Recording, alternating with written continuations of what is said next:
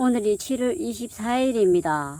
고추밭 모습인데 나방류 애벌레가 고추 속을 파먹는 피해인데 올해는 그런 게 하나도 없다는 게 참 신기합니다. 작년 이맘때만 해도 그런 피해 고추가 많이 나타났었는데 그게 안 보이고 또 노린재가 안 보인다는 거. 이 약을 줬더니 효과를 본 건가? 그 참 희한하네. 엎친 데 덮친 격으로 다 모두가 안 좋아 버리면 완전히 쫄딱 망하겠지만 그런 경우는 잘 없는 것 같아요. 뭐 하나가 안 좋으면 또 하나가 또 좋은 점이 있어가지고 그래서 그럭저럭 살아가는 것 같은데 처음에 달렸던 고추가 약간 붉어지기 시작합니다. 방아다리 고추는 이제 따져버렸고 그 위에 이분지에서 달린 고추 요런 것들은 오늘 좀 딸 수 있겠네요. 요런 고추는 좀 딸 수가 있겠습니다. 요런 것들이 일부에 조금씩 있습니다. 천물고추를 딸 수 있네요. 그나마 탄저병은 없습니다. 지금 현재 그런데 말 수는 없죠. 익은 것만 골라서 따야 되니까 지금 많이 딸 수는 없습니다. 탄저병은 오히려 8월 되면 더 많이 오거든요. 그래서 저는 화학농약 없이 탄저병을 예방하고 있기 때문에 아직은 알 수 없죠. 이제 천물이다 8월 한 달까지는 따야 하기 때문에 100% 탄저병이 없이 딴다기보다는 최대한 늦추는 게 저의 목표입니다. 장마가 좀 일찍 끝났기 때문에 그나마 날씨가 좀 도와주는 것 같기는 한데 오히려 가물어서 물을 좀 줘야 할 판입니다. 또 칼슘 결핍으로 인한 고추들을 일부 좀 따내버리고 그래서 그런지 주렁주렁 뭐 달려있고 그렇지는 않거든요. 분지수를 보면은 여기가 1분지죠. 1분지, 2분지, 3분지, 4분지, 5분지, 6분지, 7분지, 8분지, 9분지, 여기가 10분지죠. 10분지까지 고추가 달리긴 했습니다. 10분지, 아이고, 11분지, 12분지, 13분지, 13분지까지 고추가 달리기 시작했는데 여기가 지금 13분지거든요. 13분지, 14분지, 15분지, 13분지까지는 고추가 그래도 굵어지기 시작하네요. 요까지는 딸 수가 있겠네요. 7월 24일인데 지금 13분지에 달린 거 여기까지는 아마 붉은 고추를 딸 수 있을 것 같습니다. 보통 꽃이 피고 45일에서 50일 정도 되면은 붉은 고추를 딸 수가 있거든요. 그 13분지에서 벌써 이만큼 굵어졌다라는 것은 붉은 고추까지를 딸 수가 있습니다. 잘 관리를 해서 13, 14, 15분지까지 나왔다 그랬죠. 그렇게 많이 달리고 하지는 않았는데 위쪽에도 많이 뭐 달리고 그렇지는 않았는데 여기까지 굵어지고 하기는 하는데 그래도 올해는 좀 다행인 것이 작년에는 고추 흰 비단병 때문에 고생을 했거든요. 일부 몇 폭에서 와가지고 뽑아내기도 했는데 고추 흰 비단병이 어떤 거냐면은 허가고 줄기가 요 만나는 요 부분 지재부에서 하얀 곰팡이가 펴가지고 이 줄기의 표피가 벗겨져 버리니까 양분이 올라가지 못하니까 고추나무가 결국은 시들시들해서 죽게 되죠.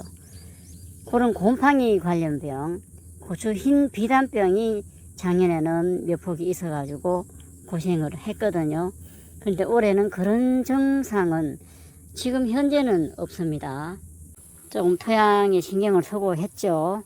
토양에다가 마사토도 좀 섞고 아직까지는 없는데 뭐 알 수가 없으니까 끝까지 가봐야 아는 거니까. 그래서 올해는 그런 병을 막기 위해 가지고 특별히 좀 영양제 같은 것도 많이 안 줬거든요. 영양분이 과하다 하면은 아까 말씀드린 고추 흰비단병 같은 그런 병들이 올까봐 영양을 좀 작년보다는 적게 줬죠. 적게 주다 보니까 그래서 그런지 고추 흰비단병은 막았는데 그 다음에 영양 결핍 증상들이 나타나 버리는 거죠.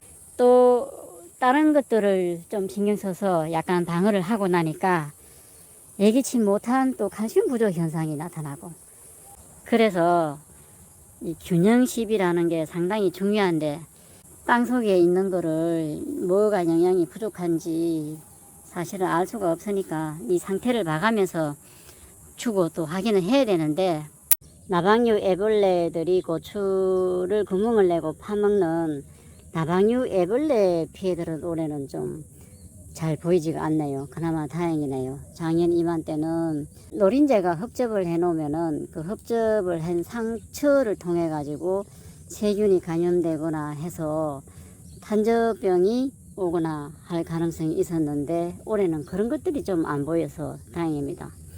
노린재가 흡접을 하는 피해는 아직 보이지를 않고, 달린 고추를 다 따면 좋겠지만 뭐 한두 개 이런 증상 나오는 건 어쩔 수 없습니다. 일시에 오는 탄저병이나 시드름병 관련 역병이나 청고병, 흰비단병 이런 병만 안 오면은 뭐 한두 개 결핍 증상이 있어서 이런 것들은 막 없으면 좋긴 하지만 크게 걱정할 일은 아니죠. 탄저병하고 그런 것만 잘 방어를 하면은 달려있는 이것만 따면 되니까. 7월 24일입니다. 오늘 또 방제를 한번 해줄 겁니다.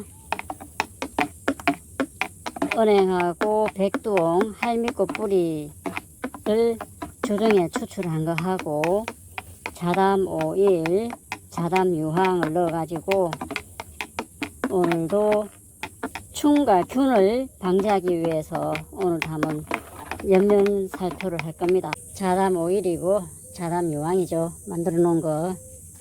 은행하고 백두홍, 할미꽃 뿌리를 주둥이에 추출하는 거, 햇볕이 차단된 곳에 보관을 하고 있습니다. 은행 열매하고 백두홍, 할미꽃 뿌리를 주둥이에 추출한 것은 충들에 대한 방제가 되겠고, 전착제와 침투제 역할을 하는 자담 오일과 자담 유황은 균들에 대한 방제죠. 단저병이나 곰팡이 관련 이런 병들. 그래서 이 조합을 해서 계속 뿌려주면은 탄저병이나 충들의 방제가 됩니다. 그리고 또 한 주는 식초하고 과산화수소수, 목초액 20리터 약통 한 말 기준에, 목초액은 150에서 200cc, 사과식초는 40cc, 과산화수소는 80cc를 혼합해서 방제를 한번 해주고, 또 한 주는 모두삭을 방제를 해주고, 그러니까 저는 이 세 가지 패턴으로 주기적으로 그냥 발병을 하든 안 하든 주기적으로 꾸준하게 방제를 해오고 있거든요. 또 앞으로도 그렇게 해줄 거고. 그래서 그런지 아직까지는 탄저병이나 충들의 피해가 없습니다. 올해는 특히나 노린재도 보이지가 않는 것 같고, 나방류 애벌레들이 구멍을 뽕뽕 내는 그런 피해도 별로 보이지를 않고, 아마 이런 방제를 해서 그런 건지 이 환상의 조합으로 지금까지는 잘 방제를 해오고 있거든요. 요 옆에 고추를 보니까 붕소 결핍 증상이 좀 보이네요. 요렇게 약간씩 크랙이 좀 가고 있죠. 실금이 간다 그럽니까? 붕소 결핍 증상도 좀 나타나고, 그 칼슘하고 붕소를 같이 넣어가지고 옆면 시비를 해주는데도 회복이 잘 안 되고 그렇죠. 요 고추는 그런 증상이 나타나네요. 요 옆에 고추 요것도 그러네요. 여기도 보면은 약간씩 실금처럼 보이죠. 줄이 쪽쪽쪽 갔잖아요. 줄이 쪽쪽쪽 가는 그런 모습이 보이고 있죠. 요게 지금 붕소 결핍이거든요. 붕소 결핍 증상인데, 제가 칼슘제를 줄 때 붕소도 항상 같이 넣어주는데, 같이 넣어주는 이유는 칼슘은 이동이 잘 안 돼서 붕소하고 같이 주면은 이동이 잘 되거든요. 흡수가 잘 되라고 붕소도 같이 넣는데도 또 요런 고추가 보입니다. 일부에서 보이는 거죠. 다 그런 건 아니고 일부에서 보이고 칼슘 결핍으로 인해서 떨어진 과들이 좀 있어 가지고 날씨가 좋아지면서 토양의 습기도 없어지고 그래서 지금은 칼슘 결핍 증상도 많이 없어졌습니다. 달려있는 고추라도 잘 따면은 오늘 2분지에 달린 붉은 고추를 땄으니까 이제는 한 일주일 간격으로 계속 따내지 않을까. 8월 말까지 늦으면 9월 초까지만 딸 수 있으면 다행인 거죠. 그 정도만 따낼 수 있다면 목표한 양은 충분히 되는데 열심히 또 관계를 해줘야 됩니다. 감사합니다.